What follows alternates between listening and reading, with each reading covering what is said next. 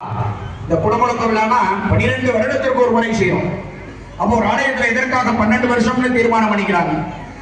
இன்னைக்கு முதல்ல இன்னைக்கு யாக வேள்வி நிறைவு பெற்றவுடன் கலசங்கள் புறப்பாடு செய்யப்பட்டு கோபுர விமானத்துல தான் கும்பாபிஷேகமே நடக்கும். கீழே தான் அம்பாள் இருக்கா. ஆனா கோபுர விமானத்தில் அந்த இறை சக்தி அந்த ஜீவனை என்ன செய்யும், மேலதான் குடமுழுக்கு செய்யப்படும். அப்ப மேல குடமுழுக்கு செய்யப்படும் பொழுது ஒரு 3 வருட காலங்கள் அல்ல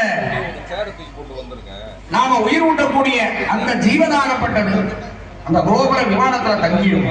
அடுத்த 3 வருடங்கள் என்ன செய்யும், பிரம்மவழின்னு சொல்லக்கூடியது வழியாக அம்பாளுடைய இறை சக்தி அந்த ஸ்வரூபமாக அந்த இடத்துல போய் உட்காரும். இப்ப முதல் 3 வருடங்கள் விமானத்துல கும்பாபிஷேகம், 6 வருஷம் இதிலே போயிடும். அடுத்த 3 வருடங்கள் எல்லா அம்பாள் கோயிலையும் பார்த்தோம்னா முன்னாடி கொடிமரம் இருக்கும். கொடிமரம்னா என்ன அப்படின்னா தொப்புள் கொடி மாதிரி நமக்கு உறவை ஏற்படுத்தக்கூடிய ஒரு ஆலயத்தின் உறவை ஏற்படுத்தக்கூடியதான் கொடிமரம். சில கோவில்கள்ல பலிபீடம் இருக்கும். அப்ப அடுத்த 3 வருடங்கள் என்ன ஆகும், அம்பாள் அங்க வந்து உட்கார்ந்துருவோம் தபமாக அந்த இடத்துல. அப்ப 9 வருடம் முடிந்தது.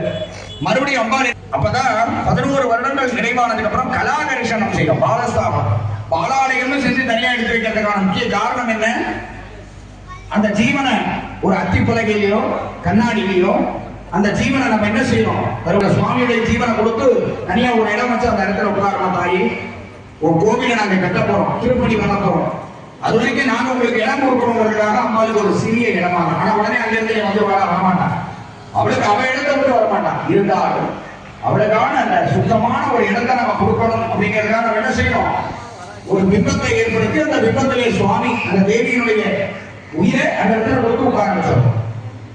அப்ப 2 மாதங்களோ 3 மாதங்களோ ஒரு குறிப்பிட்ட காலங்கள் அந்த திருப்பணி நடக்கும். ஒரு சில கோவில்கள் அப்ப பூஜைகள்லாம் நடக்கும், உற்சவங்கள் மட்டும் நடக்காது.